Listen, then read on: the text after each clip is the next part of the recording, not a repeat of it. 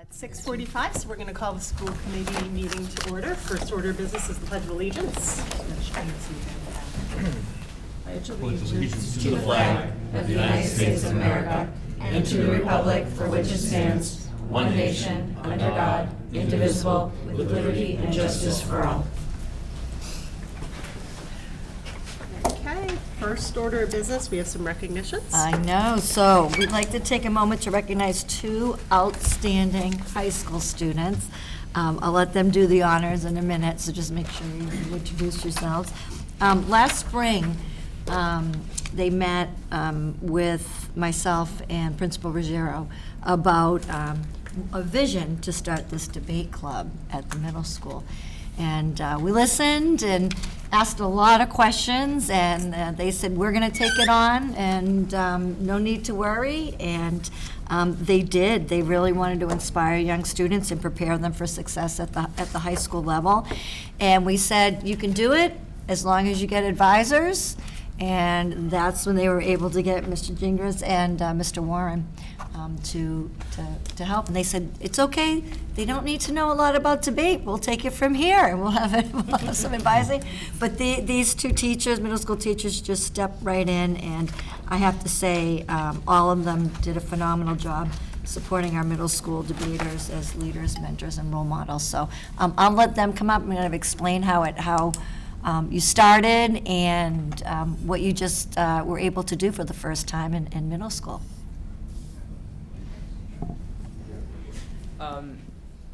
Am I supposed to talk into this thing? Okay, cool. So I'm Tanay Singh. This is Ramu with the Karupin. I'm a senior at the high school. And I'm a junior. I had come to Dr. Goff and Mr. Girio with this idea because it was a dream of mine, kind of, since 9th grade, even though I learned what debate was in 9th grade, to start teaching it to other people. I like to do that a lot.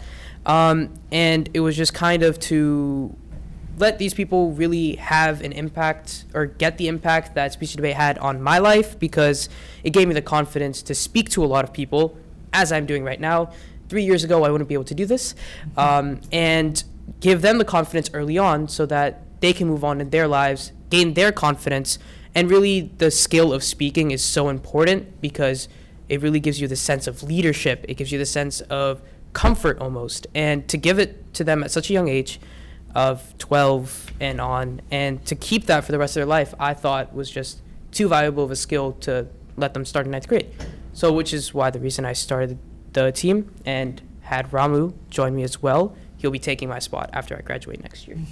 Yeah, and so quickly add onto what Tanay was saying. Like he said, I am not someone who's naturally inclined in public speaking. I struggled a lot with that as throughout middle school. And so debate was a really unique activity for me. It allowed to express myself, think critically, learn to think on my feet, and learn the skill of public speaking. But overall, also debate is an activity that has a high barrier of entry, right? We have bigger schools, Lexington, Acton, Boxborough, they have bigger programs, well-developed coaches, and that all starts at like the younger level where kids are motivated to learn debate and participate in these extracurricular activities. And I wanted to give students at Walpole the opportunity to do that same thing and be able to grow our program a little bit so we can present ourselves on the Massachusetts and state stage. Thank you.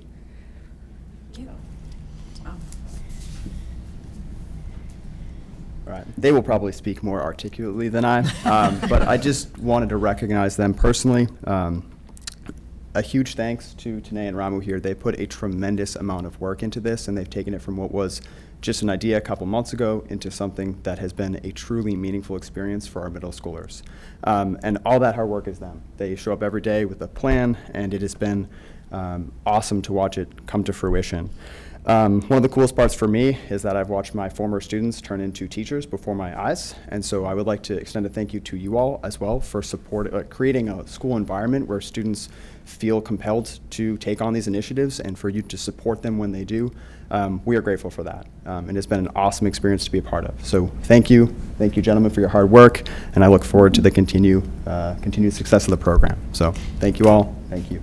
And just want to mention that what you did on January 24th, because you had the first, at the middle school. It's a Saturday, and I could not believe it going in there to see how many students and families were there. Right. So on January 24th, we held the first ever in-house tournament for the students because the middle school circuit right now is really small. That was also one of the main goals. I've been in contact with the state Massachusetts Speech and Debates League for middle schoolers, as well as the Boston Debate League. I've been in touch with them, trying to get more middle school tournaments in, give these children more opportunities to compete.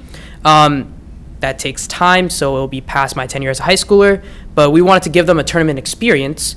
So on the 24th of January, we held an in-house tournament with a turnaround about 20 people eventually showed up to compete in duos. We handed out awards. We gave them a true tournament feel, really get them to understand, like, this is what debate is. It's not just arguing with your parents at 3 p.m. because you didn't get Dino Nuggies. It's a very interesting form of speaking, of learning different things. And the topic isn't easy as well. No, it was not about Dino Nuggies. It was actually about religion and how it affects you as a person. Obviously not a light topic, really hard to teach sixth graders, I'll be honest. But just entering them into that world of competitive speaking and giving them the confidence to speak to other people and against other people, it was amazing to see. I do also want to give recognition to the other high schooler students at the Walpole High School speech and debate team who came out to help us judge. And yeah, it was a great achievement. Everyone loved it. We didn't lose any people, which was great. And yeah, we plan to do a tournament on March 21st, which will be against other schools. So this will be their first official tournament, which will definitely be a sight to see, hopefully a good sight to see. And yeah. Thank you. Anybody have any questions, comments? Just want to say good job. Fantastic. I love the fact you get out of your comfort zone and do public speaking. It's amazing. You guys are super articulate. I always say, at your age, I lost my voice when I was presenting, so I just love the fact you can come here and, talk, and you're so comfortable. So thank you. Thank you. Good job. Great job. Good luck, boys. Okay. The bun's not here, so we can hold on that till later. Yep, I can look it up. Okay, keep going. Next up, we have out-of-state field trip requests. First up is robotics.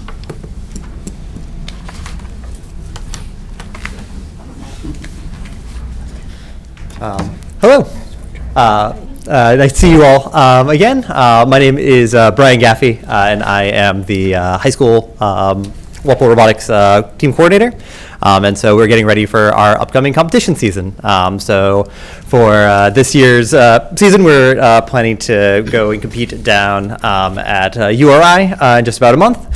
So we're seeking to get permission to attend there. We've got a few other in-state tournaments as well coming up, one at Billerica High School and one at Revere High School. And then ideally we'll go off to the state New England championships.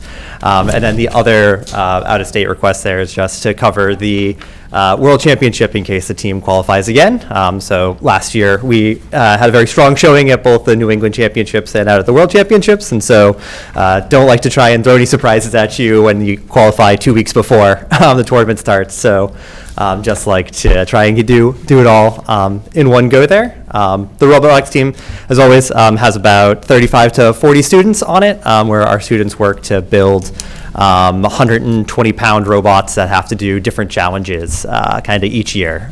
This year's challenge is pretty fun for me, having been involved with the program for many years. They've sort of taken some of the fan favorite aspects of games from the past 20 years and combined them all into like a new thing. So they've got different kind of periods and remixes of different challenges that they've done. So it's been very fun to see the students kind of go through and find old photos from yearbooks and look at different robots and try and see how, what is a robot that did this thing in 2007? What does it look like if you built it with technology from 2026?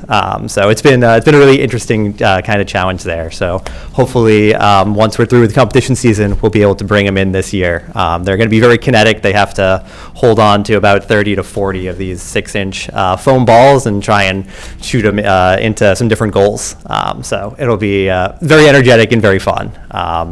The robotics team has been a fantastic opportunity for students to kind of work on their engineering engineering designs, programming skills, 3D printing, machining. They've started to try and use some AI stuff this year with some new kind of code generation and like 3D modeling stuff to go with. So it's been very exciting to watch all the students get really engaged and be a part of that there. So it's been a strong program for, like I said, the 40 students that are on the team, and are excited to have them go up and compete against the best of New England again. Great. Motion, You do it. I was going to do it. motion to approve the 2 out-of-state requests, is that correct? 2? Second. All right, motion by Mr. Breen, second by Mr. Rogers. All those in favor? 700, it's unanimous. Good luck. Thank you. Good luck. Thank you so much. Appreciate it. Okay, next up, we have a ski trip request. Hi, good evening. I'm Matt Tavares. I'm a high school teacher, and I'm running the ski club. I wanted to bring Cassie up and introduce her. Introduce herself. I'm Cassie. I'm a sophomore. I'm a sophomore at the high school. I started the club. I just went up to Mr. Imbush and I asked a few questions, and I got Mr. Tavares to help me with it. Okay, so I feel like it's a perfect fit. My first ski trip, I was in high school, and I was part of the ski club, and I'm 16 years old on the bus with all the other students. So it's a great opportunity for our school, and hopefully we'll get a lot of students. We scheduled a trip for March 21st. We want to go to Pat's Peak, which is about 2 hours, 15 minutes. So from here. It's a nice mountain. I've skied there many times. I actually had a great conversation with them today. They offer a great discount for groups. So any group over 15, the goal is shoot for 30. We'd love to get a full bus. It would be excellent. So we're just asking for permission to take the trip. Excellent. Does anybody have any questions? A lot of questions. No, just kidding. Sounds great. Thank you for taking the initiative to start something new. And it's always good to see different clubs come out of the high school that change with people's interests. So I would make a motion to approve. Second. Okay, motion by Bill, second by Kristen. All those in favor? 700. Thank you very much. Enjoy your trip. Thank you very much. Nice job, Cassie. Nice job, Cassie. Great exactly what I would expect from a member of the Superintendent Student Cabinet, so there you go. And I know you have a lot of homework, so no need to start. Next up, we have a chorus conference. Yes, Kendra Nutting. Good evening, everyone. My name is Kendra Nutting. I'm the choral director at the high school. Before I start, I want to sincerely thank all of you for allowing this on the docket at such short notice. This work got started during a pretty overwhelming time in the music department. It was musical season, and it found its way to the bottom of my to-do pile for a little bit too long. So thank you very much for allowing it on here today. This is for 3 Walpole High School students, sophomore Reese Thornton, junior Swara Sonchatra, and senior Kayla Jackson, to attend the American Choral Directors Association Eastern Regional Honor Choirs. The American Choral Directors Association, ACDA for short, is the national professional body for choral directors. Think of it like your Massachusetts Music Educators Association that does all state every year, just on a wider scale, and for choral directors specifically. Every other year, they alternate between a national conference and a regional conference. This year's regional conference is in Providence in 2 weeks. And these 3 students decided that they wanted to challenge themselves and audition for one of the 4 honor choirs available. ACDA East usually gets auditions in the hundreds. It's all virtual. It's pretty rigorous. They have to prepare several selections to practice on their own. They have to sing a lot of scales. And it's that really nerve-wracking kind of, and something that we all experienced during the pandemic, of recording themselves and listening to themselves sing back and say, is this a good take? Is this what I want to submit? Does this really represent the full of my potential. And wonderfully, all three of them were accepted into the ACDA East Treble Honor Choir. This will be February 25th to the 28th, like I said, in Providence. They will be rehearsing all day with a whole bunch of chorus nerds, and they are so unbelievably excited. And I will be there as their chaperone and also attending the Eastern Regional Conference, which is one of the best professional development conferences I get to experience every other year when it's close by. Does anyone have any questions? Yep. You, Madam Chair, just a couple quick ones. So unlike a Semsborough district where you go and audition, it's sort of a send away? Yeah, because it's such a large scale. So I imagine it's mainly for logistical purposes that you have students auditioning from all the way up to Maine to Virginia to Pennsylvania. So instead of coordinating multiple in-person auditions, they've been doing this for years, even since before the pandemic. They accept online audition submissions.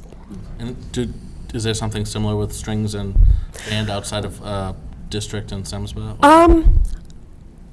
That's not my purview. I was introduced to ACDA when I was in college. I graduated from Milton High. They didn't take part in ACDA. So when I found out about it in college, I decided that whatever school I went to, I would give my students this opportunity, because SWARA, for example, is going to All-State in March. But that's kind of on a smaller scale. So the fact that they get to be with so many kids who from all over the region, who are all passionate about choral music and they all get to work together is really wonderful. So if I can give them an extra opportunity, I would. I appreciate it, and I want to thank you too, because obviously you don't just sit in your room and record yourself. You worked very hard with them for all of this sort of season of festival preparation, which is sort of over and above your normal duties, and it's so great to see you encouraging students to achieve that level of excellence. So I would make a motion to waive the 30-day approval and approve the field trip to Providence, Rhode Island for the ACDA conference, and hopefully we can have them in the They would love spring to be Yeah, acknowledged. absolutely. Second. Okay. I think, did you waive the 30-day prior approval? Yeah. Isn't that part of it? Okay. Motion. Excellent. So motion by Mr. Buckley, second by Mr. Bain. All those in favor? 700. Thank you very much. Thank you all so much. Now we got to vote to approve it. Oh, yes. Do both? We did it, you did both at the same time? Yeah. All I right. missed it. Efficient. So efficient, so efficient. Fine. Excellent. All right. Buckley. Next up, we have a history update. Excellent. Stand back here a little bit, so this, you back here. Well, good evening, here I am again, but this time to report on the wonderful happenings in the world of social studies and civics at Walpole Middle School. On this first slide, I would like to point out and celebrate that all middle school social studies staff members were given a membership to the Massachusetts Council of Social Studies this year. This is an independent, nonpartisan, nonprofit educational organization. It's a network of social studies educators who work with related professional associations, government, and private agencies in support of history and social studies education. Members receive informative emails with resources and upcoming events, and a conference will be held on March 13th at Sturbridge Village, and we hope some teachers will take advantage of this opportunity. Students in 6th grade are actively engaging with units centered around geography and civilizations from the past. The GRAPES method is used to structure their understanding about the workings and developments of many civilizations. Thank you to the parents who volunteered as docents and delivered a lesson on the art of ancient times.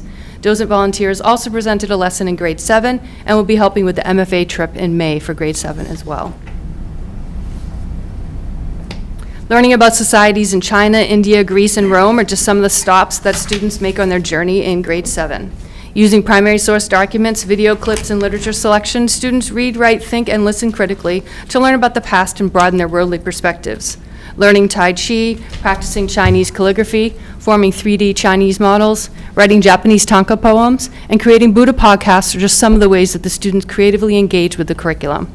We are very, very excited to have the talented actor Jeff Benoit join us in April for his mythology show titled Chariot of the Sun, and we are grateful to PAC for funding this event for us this year. Honoring the red, white, and blue is the focus of our grade 8 civics class. We have come a long way in this course since it was first implemented in Walpole during the 2019-2020 school year. Analyzing primary source documents is a skill taught routinely in grade 8 so students can understand how our government was founded and how it operates. Empowering them to have a voice when taking a stance in an argument essay or practicing verbally in debates, which we just learned is so vital, in class, are ways that students learn to have a voice and be active citizens in the classroom, which represents the whole premise of our democracy. The grade 8 teachers work hard to prepare the students for the transition to high school and focus on skills like annotation, note-taking, justifying answers with evidence, opinions, and more. We also are excited this year to have an in-school grade 8 debate. You'll see here on March 23rd, our 3 social studies teachers, 2 of whom you just met this evening, in addition to Tim Clifford, are working hard to prepare the students for this debate at Walpole High, middle school, sorry. Last year was the first official year of the Civics MCAS for all grade 8 students in Massachusetts. The assessment was scored and data was released just like it is for our other MCAS exams.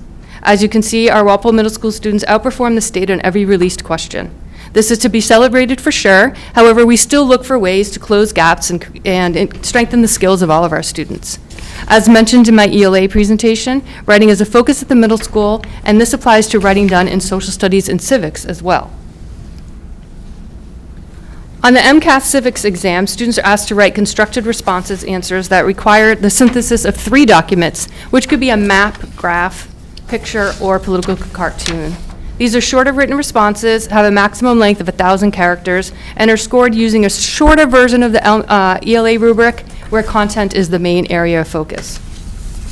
Something unique about the civics MCAS is that each year, a district is assigned a topic for the state-level performance task portion of the test. There are 7 possible topics. Last year, Walpole was assigned Topic 4, Rights and Responsibilities of Citizens. This year, we have been assigned Topic 3, Institutions of the United States Government. We continue to try to bridge the methods and best practices in writing instruction in ELA over to social studies, so these skills transfer and we see an increase in the scores, as I mentioned before. The Grade 8 Civics Project is a project that we continue to refine each year. The students are generally highly engaged with this assignment since they conduct research and take action steps on topics that they have deep meaning. Last year, Mr. Donahue and myself participated in a few days of professional development with the grade 8 and grade 10 civics teachers in an effort to reflect on the project, identify how they are similar yet different between the 2 grades, and make improvements on the implementation of the 7 steps of the project. You can see on this slide the celebrations that were noted and some of the improvements we hope to make. Students have just started this project this year, so topics have not yet been solidified, but here on the slide are some topics that were researched in 2025. We will continue to make strides in the rollout of this project and look forward to any participation that you all might be asked to partake in. This year in social studies, we have identified 1 standard of the frameworks to reflect upon at each grade level and potentially make some changes in order to have more consistency as we continue to embrace the merger of the 2 schools into 1 building. It is hard to believe that this is only year 2 since we seem to be operating like a well-oiled machine, but we have made some changes already. Research is the area that we have decided to explore in some depth during our PD sessions and PLC meetings, so next year I hope to have more to report back to you on the progress we've made in this area. In conclusion, this last slide outlines some of the steps we will be working on for the remainder of this school year, so all of our students can find success in the world of history and geography and civics as we prepare them to be college and career ready, but more importantly, as we prepare them to be citizens of our country. Thank you, as always, for your continued supports of history and civics. Anybody have any questions or comments? Good stuff. I absolutely, I was going to say it was a great presentation, like nice and succinct, and Thank you. the pictures and the information, so we appreciate that. Thank you. I was going to say, I love the idea of the project, the civics project, and how you're seeking to get all the students involved in accountability. I think it's neat that you look at what's working well and how you can improve, so that's good. But what a cool idea. Group project on these topics are really impressive. Lack of sidewalks in Walpole. I was laughing at that one. It's true. Excellent. Well, thanks so much. Anyone? No other comments? Okay. Thank you. Thanks a lot. Thank you. All right. Mr. Donahue. Evening, everybody. Nice to see you all again.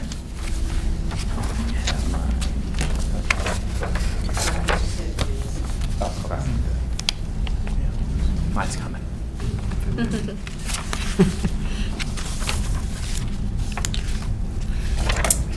All right, well, it's nice to see everybody again.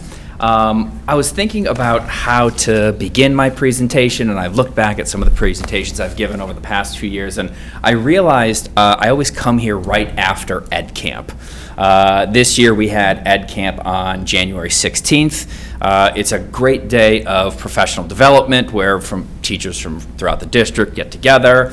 And I was looking at some of the things that the social studies teachers at the high school were doing, and some teachers were leading sessions, facilitating sessions, obviously taking part in other sessions, and I thought I'd just kind of highlight some of the things that they spent their time trying to either learn a little bit more about or teach people about.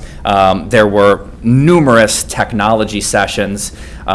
Teachers were trying to refine their skills at Canva or learn how Canva works for the first time.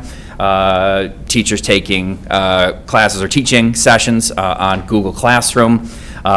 There were a number of AI sessions, and I think it's something we're all interested in learning more about.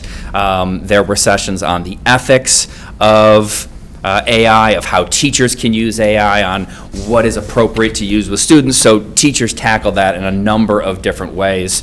Differentiation, which is something I'll touch on a little bit later in the presentation as well. There was a session specifically on creating assessments where students have more choice in what to produce. And for giving teachers advice on how to differentiate complex texts, be it primary sources or secondary sources. I myself took part in a session on grading specifically with the purpose of providing students feedback, and then other teachers took part in sessions on supporting our ELs. So just a lot of really good stuff that we've been spending time trying to either fine-tune or learn a little bit more about. This slide here, I want to talk a little bit about how we're looking to expand elective access in the social studies department. We've added a number of courses since I have been department chair, but this coming school year, we're looking at expanding some of the electives that we've had to allow more students to take them. So the courses, sociology, psychology, economics, current events, and U.S. politics, those have been junior and senior courses since before I arrived.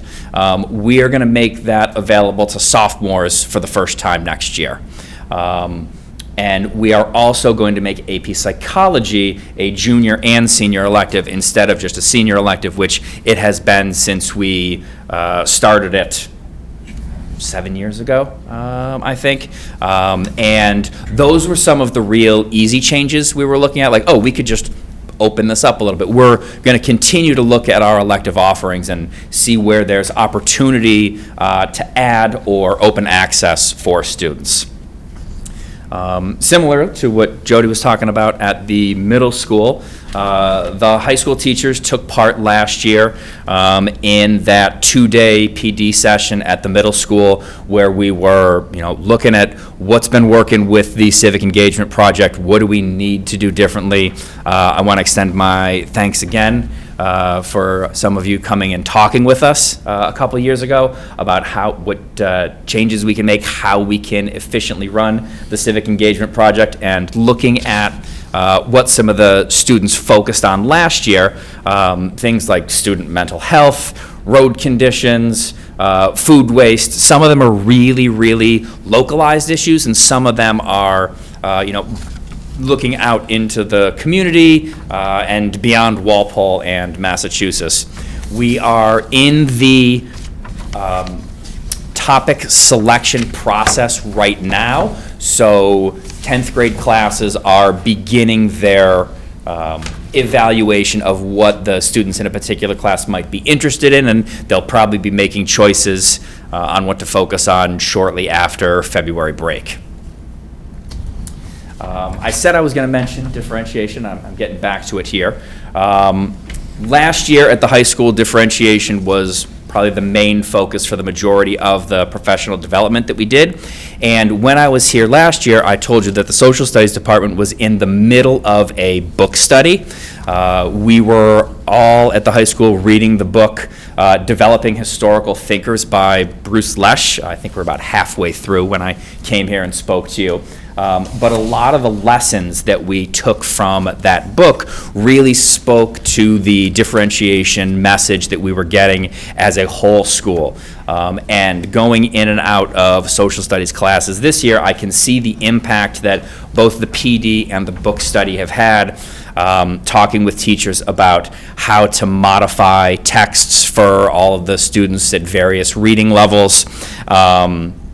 Emphasizing that we want students to do history. We're not there to do history to students. Prioritizing, tier 1, 2, and 3 vocabulary for students and indicating what those ideas are. Trying to get, a teacher was working with students recently to get them to use AI in a really focused setting to generate an image, and trying to get the kids to write very specific prompts for what it wanted them to create about an aspect of American history. So that work that we put in last year, I can see is paying off and really showing up in the classroom. I always like to come and talk about how our AP students did last year, and last year was a pretty impressive year for a lot of the students who took AP at the high school. Last year was the first year we had 3 classes of AP US History take the exam. We had a large number of students sign up for pre-AP US History as sophomores. We added another teacher to meet the demand, not another position, but another teacher teaching AP US History. And the results of those 3 classes were really incredible. The overwhelming majority of students in AP US got 4s and 5s, not just 3s, 4s, and 5s. European history had another successful year, even if the numbers of students who were down, they have jumped back up this year, the number of students taking it. Psychology was the first year of new standards, and I think we are really getting a good handle this year on how the exam has changed as a result of those new standards. And last year was the first year that we ran U.S. government and politics. I remember last year I brought 3 students who pretty much handled most of my presentation for me, and just talked about what their experience was in that class. And they did incredibly well on that exam. And I think across the board, the overwhelming majority of our students are getting 3s, 4s, and 5s, giving them the opportunity to get college credit depending on the university that they go to. I also looked back at some of my presentations getting ready for today, and I realized I've never spoken about some of the events that we get to send students to. I know Dr. Goff last year went with our students to Student Government Day as Sarah McCusey was elected student governor for the incredible speech that she wrote. And that got me thinking about some of the other events that we get to send students to. Every year we send a sophomore to the Mass Star Youth Leadership Conference. Last year we sent Joe Curran. We send boys and girls to Boys State and Girls State every year. The relationship between the Social Studies Department and sending students to Boys and Girls State has changed a little bit since the American Legion in Walpole isn't in an active state like it used to be. So we've taken on a little bit more of a role there. But We sent 3 students to that, and every year we have students take part in the Student Advisory Council. This year, 2 of our students, Ava and Michael, are part of the nutrition work group, where they're working in breakout sessions with students from across the Commonwealth, trying to put together some nutrition guidelines or information to be shared in the schools. I kind of get updated with that when it's getting close to conclusion, so I hope next year I can come and tell you a little bit more about what they did. And I wanted to end with this picture here. On the right, obviously, we have Student Government Day from last year with Ronan, Sarah, and Dr. Goff. But what's really interesting about the picture on the left is the 3 students on the left. We have Jason, Brady, and Kiera. Those were our 3 students that we sent to Boys and Girls State last year. When they arrived, they found out that 2 of our former Girls State students were actually volunteers who were helping run the program. And so they're there with Najara and Sophia, Walpole grads, Girls State grads, who now go back and help run the program every year. I had no idea they were doing that. I looked, Najara was there 2 years ago. Sophia was there, I think, 4 years ago. But just really cool to see that the impact that program had on those students. They're still going back to help other kids have the same experience that they had.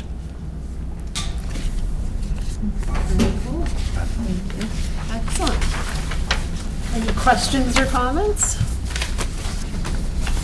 A lot of talented students, and I appreciate you recognizing them. Good stuff. So thank you very much. Thank you. Yeah, actually, Sorry, Lucy. I just had a couple of small questions.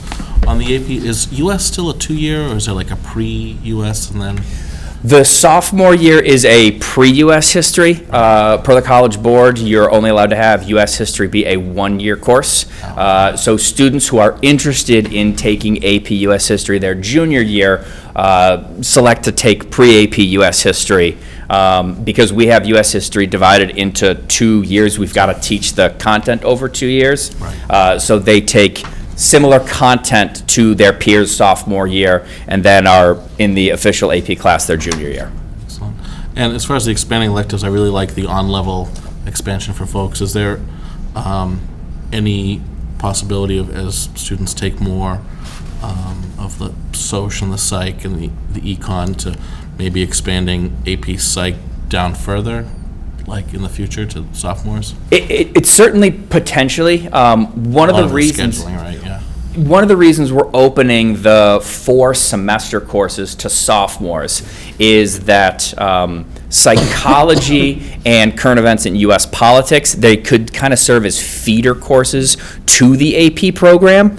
And I think we want to see how that goes. What is our interest level from sophomores? Do our numbers go up considerably? Do they go up a little bit? And then how does that impact our AP numbers? So that's something that we're certainly going to look at. But I think we want to see how it plays out next year before we make any determination.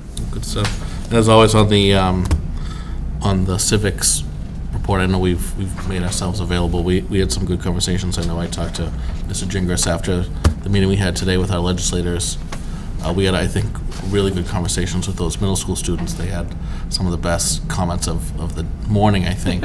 So if we can continue to find spaces for that, like in the classroom, I think the legislators were also interested in kind of helping augment. It's great to talk about government when you can have, you know, those of us kind of come in and add color. I think it's a really good opportunity for kids. So we're just, again, I think every year we should just recommit ourselves to working with you on that, because it's... No, and thank you, we appreciate it. Excellent. Any other questions, comments? All right. Thank you very much. Thank you, everybody. Always a pleasure. All right, next up for new business, we have an athletic update. Mr. St. Yes, Martin. so Dave St. Martin Chalk will give you a little update about how we're doing on our athletic program this year, and then he's also going to talk about user fees. So he's kind of like separating those two. Surprised nobody wanted to stay and listen to my. Place cleared out. Yeah, it's pretty crowded. There's 4 or 5 people at home, don't worry. Just wanted to leave. Thank you for having me. All right, now I gotta make this work here. We always like to test our presenters. What's that?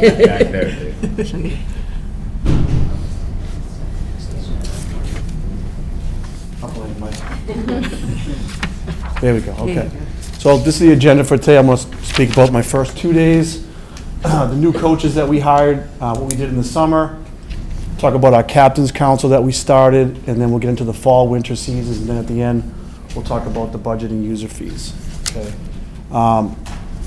So the day I officially took over as athletic director, the girls lacrosse team won a state championship, their first ever. And then the second day of my tenure, the baseball team won their first ever state championship. It's all downhill from here. Yeah. Well, I almost stepped down to kind of protect my perfect record, but I wanted to stay on board. But I don't think I had anything to do with it.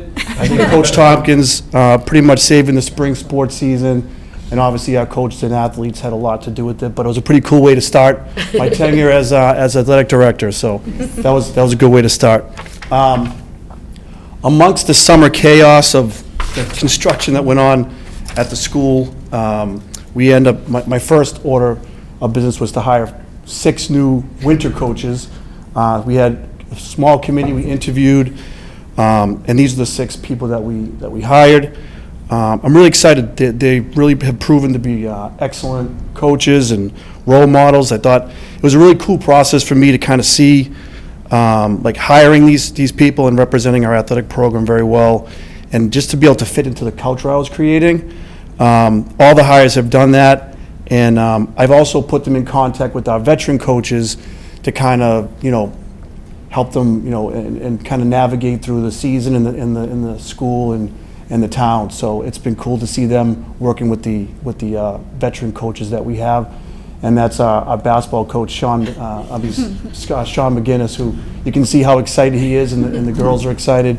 That's kind of like the energy that these new coaches brought to the winter season, and with me being a new AD and having 6 new coaches, it was a challenge, but that's kind of the energy that all these coaches brought. They were really good hires that we did.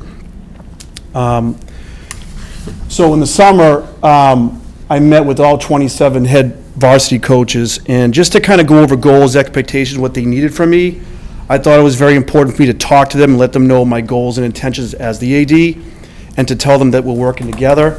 I want to get off on the right foot before their season started, and kind of create and share with them the culture I want to create. Wins and state championships are great and exciting, but more importantly, I want to develop a culture to support their student athletes, to support our school, and support our community. Just make sure they're being positive role models, and they're getting the most out of their teams.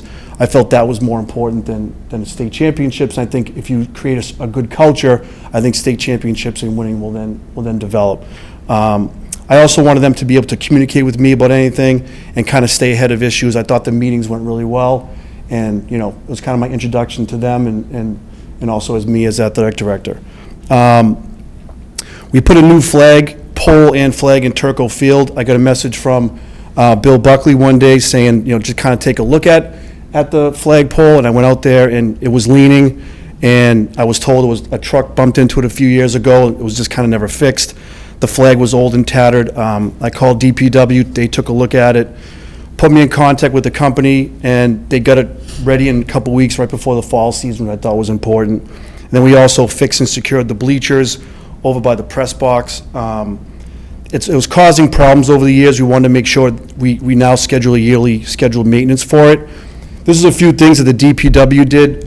Jim Thomas, Steve Mayo, and the DPW were great for all their hard work. And also thank you to the school committee and Mike Fisher for paying for the cost of these projects. Turco Field is a really nice space that we have, and it was nice to kind of fix that and clean them up and have a nice flagpole and a nice brand new flag out there for the sports. We moved the weight room and wrestling room around to create more space. We put a new floor in. We put all the weights in the back room and moved the wrestlers to the front of the room to give more space they have to wrestle with the low ceilings. And they had a pole in the middle of their wrestling mats. This is like the new space for the weight room, and you can see the pole in the middle, and the wrestlers used to wrestle, the mats are all around it, and they'd wrestle with that pole there in the low ceilings. I don't know how they did it. So we kind of decided to move the weights back there, and it kind of created a nice space for the weight room. And then we had the wrestlers take the front, and along the perimeter, there are weights around there. It's still a work in progress, but it seemed to be working really well. A special thanks to Jim Johnson, Patrick Shield, and Cam DeRocha for their hard work and support on this and all the things that they've supported me on. And again, along with school committee and Mike Fisher for paying for half the project here. So with the new floor, we kind of get rid of some old equipment. We kept all the good equipment, and we're still updating it, but especially our wrestling program, our new coach, we wanted to kind of give them better space, and everybody seems to enjoy it. And they also get use out of that during the day with yoga, and phys ed uses that space as well. So it's a good space to have. This is really important to me. I started the Captain's Council, so late in August, we met with all 68 captains, and we created this monthly meeting. Myself, Mr. Geary, who's one of our phys ed teachers, and our trainer, Allie Cromwell. We discussed leadership strategies, support to help them become leaders on and off the field. This is something I've always wanted to do and felt it was important, not only to be leaders on the field, but leaders off the field, and be leaders in the classroom, be leaders in the school, be leaders in the community. They created these norms, which I think are really cool. I think they're really good. We broke them into groups. They came up with these. We had like 8 down to 7, down to 6, and these are the 4 that we all agreed on. Arrive early, stay late, and do everything with a purpose, have a positive attitude, and respect all opinions. Treat others the way you want to be treated, be a leader on and off the field, and hold everyone accountable. It's kind of leads into like what I expect for our coaches and everybody in the athletic program. And it was really cool to see them kind of take these norms and bring them onto their teams and onto the field. In November, we had the fall captains write letters to next year's captains. So we sealed them up. They won't be open until next year. I thought that was pretty cool. I haven't read them. So next year we're gonna, the captains will look at them, and they basically, we just said to them, what are some of the things that you would do differently? What are some of the things that worked well? And to kind of give them advice. We'll do the same thing with winter and the spring. We'll do that. We also had the fall captains talk to the winter and spring captains about things they would be doing differently. We have team building activities, we watch videos, and we have discussions on leadership, and we have really, really great communication and really good debate on that. The faculty and coaches have reported this to be a success so far. They've seen a difference in the captains being leaders. Dr. Goff, Dr. Hahn, and Mr. Imbush have stopped by to see the Captain's Council. They've been really extremely supportive and helpful to me, as well as advocating for our schools and our students. We're kind of lucky to have them in our school system, supporting our students at games and in the classroom. So this has been a big success, and I think the teachers and coaches have said that they've seen a difference in their leaders, and I think it's important to develop, leaders, again, on and off the field. In the fall, I emailed all the teachers rosters and coaches information so they have it. I wanted the teachers to be able to know the athletes in their class, and also if there was an academic or behavior issue, that we could get ahead of it, and also give the teachers a way to connect with students, any behavior issue, but also go to games or even just talk to them outside of the class about their sport that they play. Teachers emailed myself and the coaches directly for any issues. We got ahead of students who were struggling academically. The coaches we have are awesome. They held the kids accountable for any behavior issues that we had. It was a big success. All 400 of our student athletes were eligible to play sports in the fall and winter, and I think, a credit goes to the teachers and our coaches for stepping in, and we get ahead of it rather than like a week before sports, the report cards came out, these kids are not doing well. So it was a way for them to connect. That was kind of a big success. And this winter, same thing.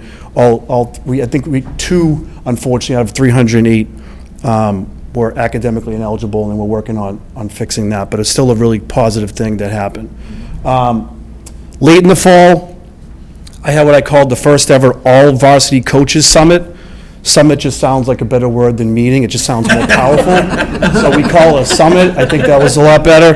But it was pretty cool. All the varsity coaches got together along with our great trainer we have, Allie. We discussed topics as working with the youth, reaching out to as many kids as possible to come to Walpole High School, off-season workouts, social media behavior, and camps. It was great. It was a great meeting. The coaches kind of really felt this was the first time this ever happened, getting all 27 coaches in one room and just kind of making sure we're all on the same page, because we do have kids that play more than one sport. We want to support them without overworking them. I thought that was it was a really positive thing. We talked about the importance of coaches and the impact they have. I gave the example of my son, Mikey, who graduated last year, and Costi, Coach Costello, was a huge impact and a reason why Mikey came to Walpole High School. He made a connection with them when he was a younger, played in Little League, and Costi kind of, worked with them, made a connection with them. And Mikey went to see a few varsity games when he was a middle schooler, and he was hooked, and he wanted to come to Walpole High School. And I think our coaches have a really big impact on kids. And, again, on my son, Costi was great. And I think for our coaches to be good role models, we can get more kids to stay in Walpole and come to the high school and play sports. And, that was the example I gave to the coaches, a personal connection. We had really great success in the fall. Our field hockey team won their 15th state championship and third in a row. Jen Quinn and her staff are really impressive to watch. I knew of the success being, in the community and being a teacher, but as the athletic director, watching them practice, watching their involvement in the youth, coaching games was really impressive. And there's a reason why that they're successful. And to a lot of our younger coaches, she was one of the people I had to reach out to say, you can run a successful program in a public high school. I think Jen's a great example of that. Our football team, girls soccer team, boys and girls cross country team, individuals on the swim and dive team and cheerleading teams all made the state tournament, and a few have made sectionals. Our cross-country runner, Luke Zahurik, broke 2 school records, finished 3rd in the state, and we also had a few all-scholastics, which I listed up there, and Kate Schneider was Player of the Year in the Boston Globe for field hockey, which is a really cool thing. So the fall went really well. And then we jumped right into the winter. After the fall season, I made formal evaluations for all the varsity coaches. So I met with every coach individually, met with every captain, and just see how the season went. I gave them a formal evaluation. We talked about how, what we can do to improve next fall, what things were successful. I've already given the coaches their league schedules for next year so they can choose their non-league opponents, and they kind of know who they want to play. The winter season has been off to a great success. We have 6 new coaches, but they've done a great job. Bella Bingham was the 12th player to score 1,000 points in school history. And then on Tuesday night, a couple days ago, Ryan McDonald was the 13th player to score 1,000 points for basketball. It's pretty cool that it happened all in the same season. So only 13 in the whole history, and 2 of them did it this year, which is pretty cool to recognize them. Emily Dunn broke the school record in the 55 meters, and she also qualified for nationals, which was good. And our boys went to track team, and girls basketball team won the conference. The girls won the conference the other day on Tuesday night. We opened the field house with a wrestling quad on January 17th, and then had our first basketball game January 22nd versus Norwood. It was a girls and boys doubleheader. It was a great success. The community was really blown away by the new field house, and just to see the fans in there. If you haven't seen the new field house or come to a game, try to get there. I think the girls should be hosting a couple state tournament games there. And Dave Wood and the custodians have been great, keeping the space clean, working together with me on a bunch of stuff around the school. I think our boys and girls basketball, boys and girls hockey team should make the state tournament. Our winter track team, as we speak, I've been checking my updates. They're competing for the state tournament right now as we speak. The boys were in second place the last time I checked, so hopefully they can bring back another state championship. And it was good to see the improvement of our wrestling and gymnastics program. And this was This was when Bella scored 1,000 points, and then you can see the field house on that opening day. It's two great pictures of just, how many fans I think on one side of those bleachers would probably fit an old gym. So now we can hold almost double that amount. And it's a great environment. We had our student section there, and those are some of the pictures that we had for the winter season. So, and then the last thing is the budget and the user fees. So we're in year 2 of this. I've been working really hard with Mike Fisher, trying to get a good grasp of the budget. We're lucky to have someone like Mike Fisher here in Walpole, who works tirelessly balancing the budget and taking my texts and calls at all hours of the day and whatever day of the week, just trying to keep ahead of the budget. It's getting to the end of 2 years, so we want to kind of take a close look and do an assessment. Being my first year, I've been tracking each sport, how much money comes in, how much money goes out. I don't know if this was done before, but for me personally, I just want to have a good grasp of each sport, and by next year, I'll know how much money we'll have for each sport and how much goes in. As a math person, I do like working with numbers. I know not everybody does. I actually like working with the budget. So I want to make sure that all the money is counted for. The budget is tight, and not a lot of room for error when it comes to ordering equipment and other things needed. We wanted to review the athletic fees because the athletic operating costs of transportation, officiating, equipment, and rental spaces have gone up, while the user fees have really not increased at the same pace as our expenses. We also want to reduce the pressure on the district's operating budget and have some flexibility to purchase more equipment and put less stress on our boosters, who have to keep buying things. So we took a look at the surrounding towns, and we took 11 comparable towns and kind of looked at what their athletic fees were. We're about $18 to $23 below average, which is, depending on which sport, which is we felt was a good sign. The overall fees for these towns are about $298 to $328 per sport. And you can see from the chart, we're very comparable to these surrounding towns and want to make sure we stay in that range. Also, any families with financial hardships would still be able to make a smaller payments or get in a payment plan. No student will ever be denied participation in sports if they can't afford the athletic fee due to financial hardships. We have a plan, we can waive the fee, and this all remains confidential between myself and the families. We're the only people that know about this. And we have had to do that this year, and so far, it's been good. We're proposing for the user fees to increase $25. So the majority of the sports will go from $275 to $300, and then football will go from $310 to $325. Gymnastics and swim will go from $375 to $400, and then boys and girls hockey will go from $375 to $450. The sports we have to rent places for, hockey, gymnastics, and swim and dive, that's why that's kind of a little bit more expensive.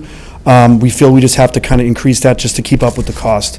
We feel this small increase will put less stress on the budget and be able to spend more money on each sport. We're also not going to increase the family cap. We're going to leave that at $1,200. That's $150 below the average of the towns we looked at. We felt that families that have more than one student athlete, that's the biggest burden, so we didn't want to increase that. We wanted to keep that at $1,200. We also felt that, again, that's what causes the most stress. We feel this will be a 2-year proposal. We think the $300, that small increase, it's going to give us more flexibility in the budget. We'll be able to purchase, with the increase that was made the last couple of years, we were able to purchase uniforms and travel gear for some teams, and we also will be able to purchase some equipment. I think, I hate to keep saying no to, just due to budget to some of our teams, and the boosters have to pay for that. I think this increase will give us more flexibility and just put less stress on the booster program. We also feel it's a pretty reasonable increase and not going to put too much stress on families. So,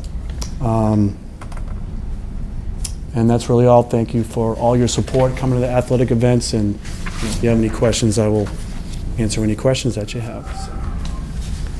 So. Carrie? Hi, Dave. Hi.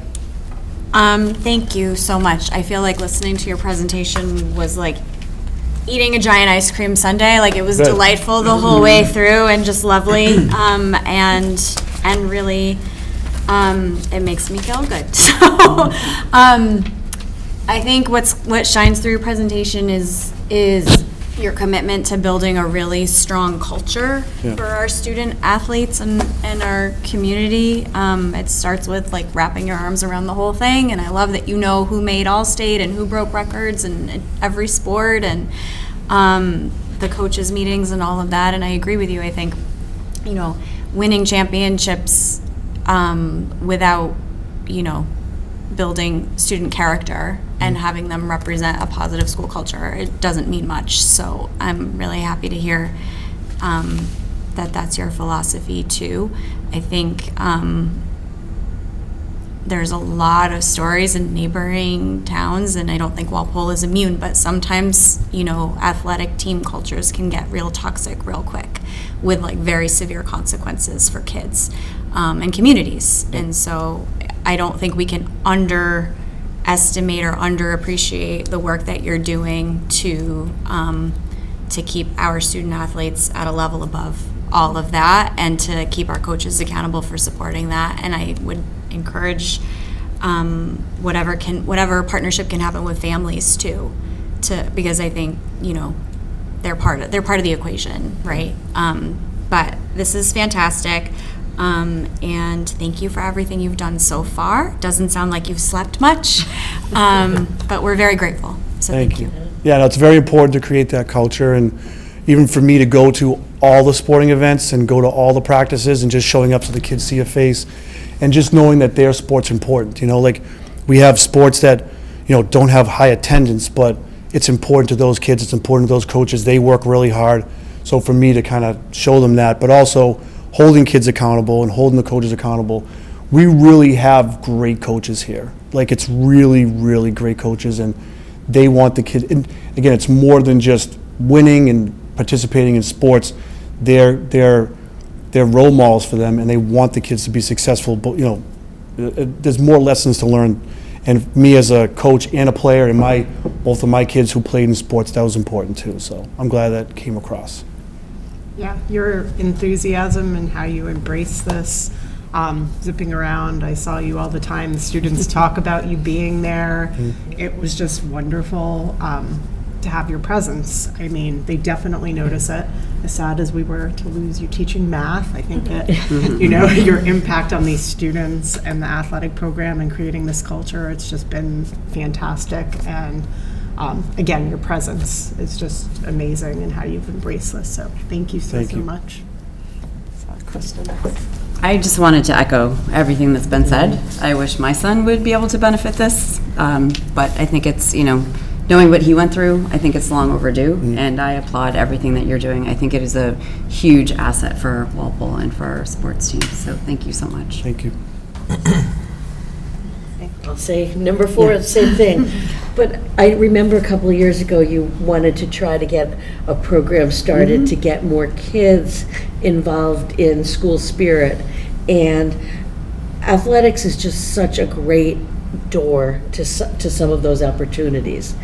You know, to some kids, that's where their self-confidence comes from. That's where their sort of courage to try new things comes from. But you're exactly right in that you need the adults to teach them leadership. I think it's an underestimated need that we want kids to be leaders, but how do they learn if they don't have good role models? So I loved the energy and the pride that you're bringing to this job. I think it will benefit so many kids. And like you've mentioned it, and a couple of people have mentioned it, all sports matter. It's not just the one that I happen to love, but you know, if somebody's putting that kind of effort in, that matters, and it makes us proud as a community. So, great job. Thank you for all you do, and yeah. Thank you. Good job. Adrian? I feel compelled to be the 5th person to say that you really are a breath of fresh air, and your presentation was phenomenal. You can tell that you care, and I just, thank you. This Yeah. is exactly what we need.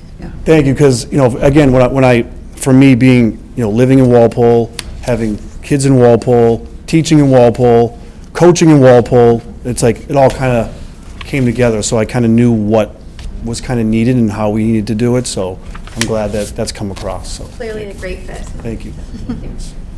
Yeah, leading by example, for sure. All right. Do we need to talk about fees? Yeah, do you Talk want- about- We wanted to talk You can about keep you more. going if you want. Yes, the easy part, not the hard part. You want to just roll into the fee discussion?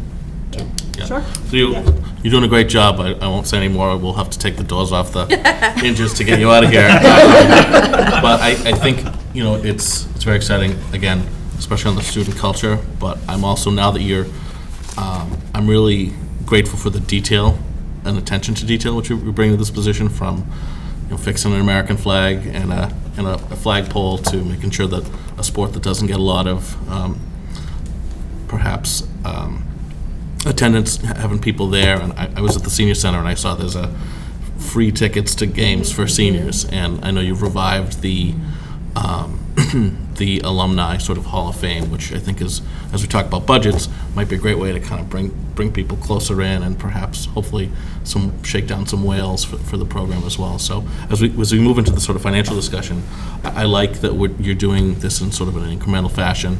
It's smaller. I really like that your proposal has maintained the cap on families, because if you're an athletic family, you've got multiple kids playing multiple sports, that number gets pretty high pretty quick, and I think it's wise to keep it, and it's wise to do this in a couple of year cycle. So I'm okay with the presentation you have now for the $25 with a couple of tweaks for different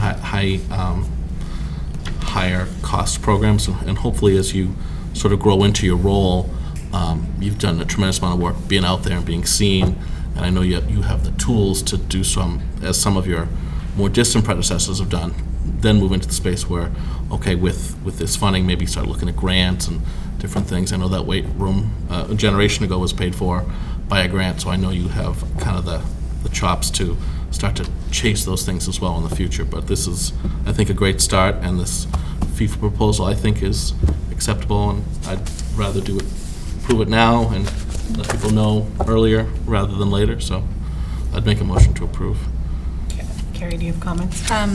I'll second the motion. Okay. But yes, I just want to say, I think the proposal makes sense. I think it's reasonable.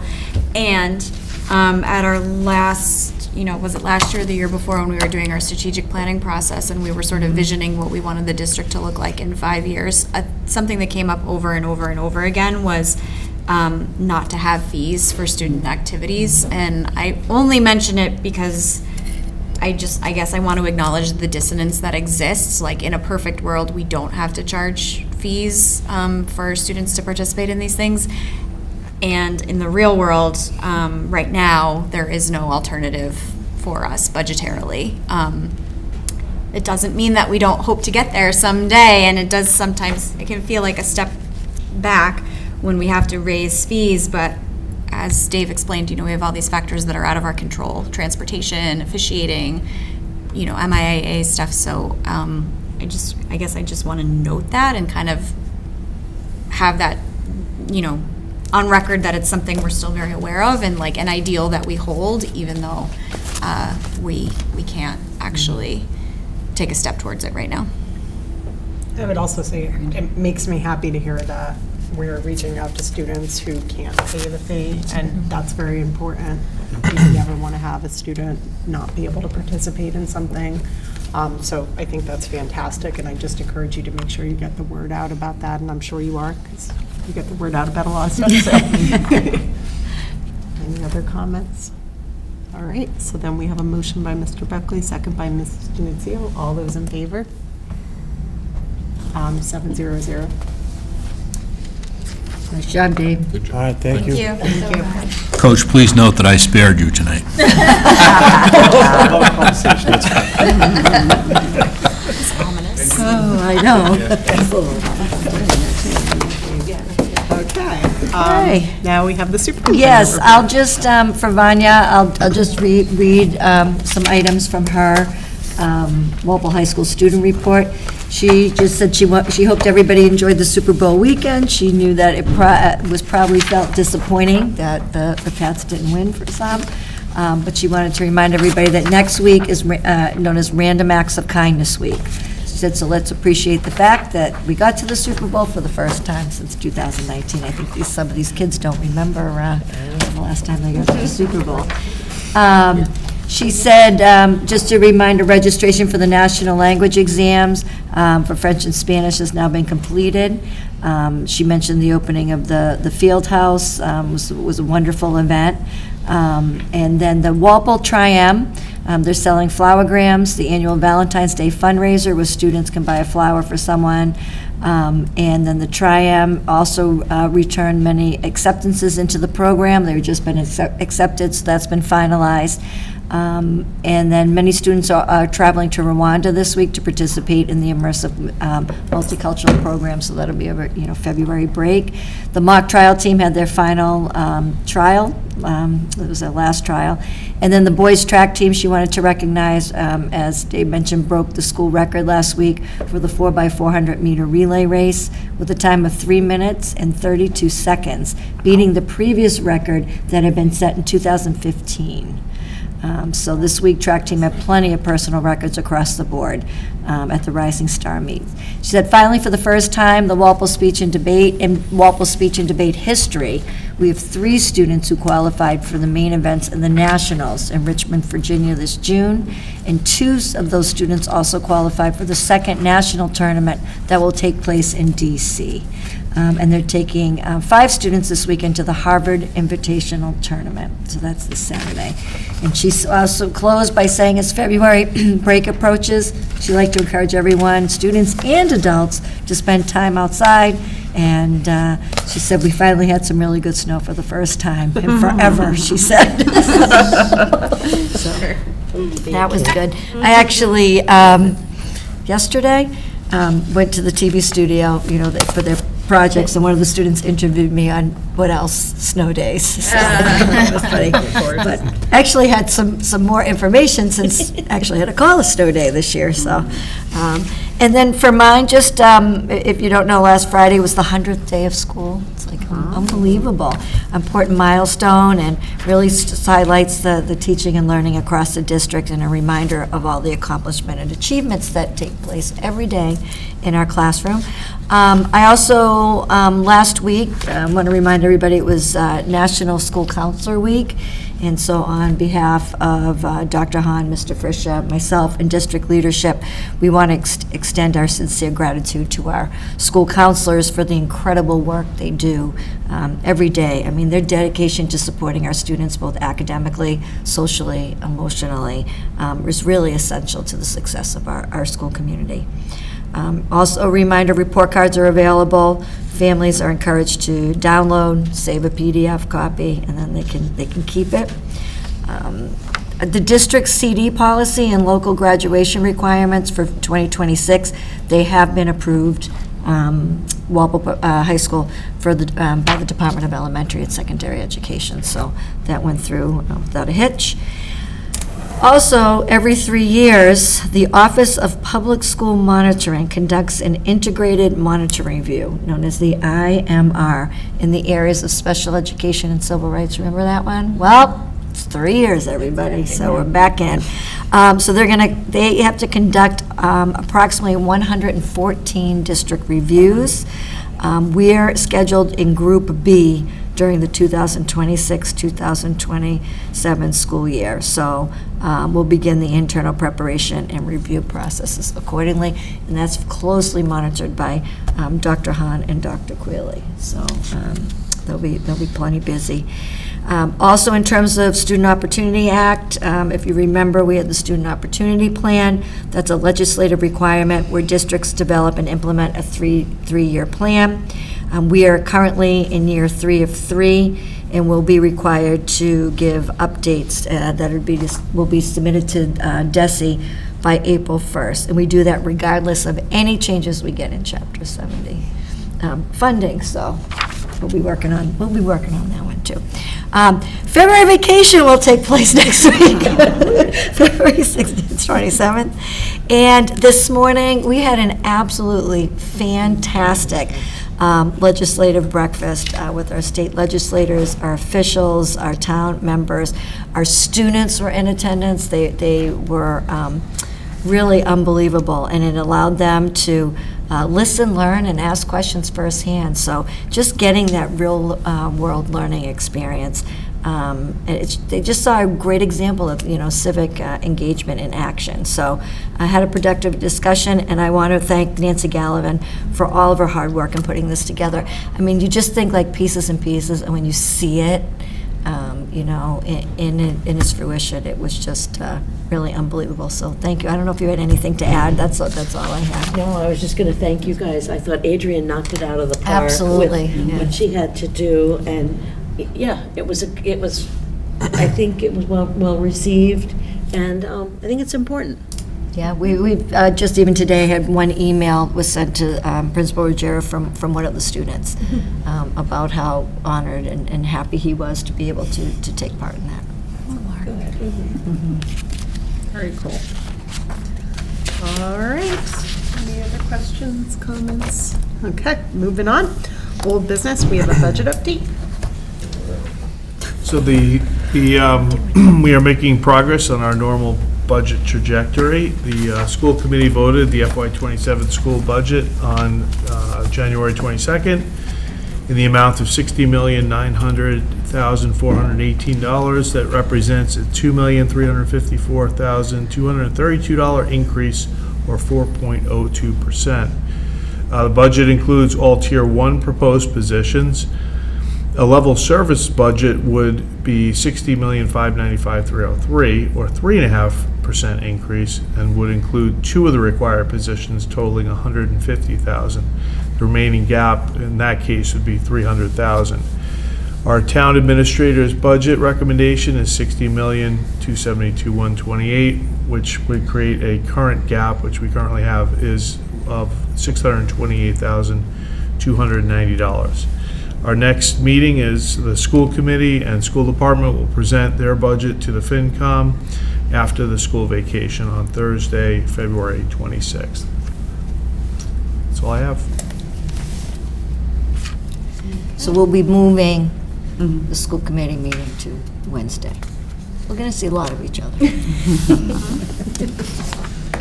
Excellent. All right.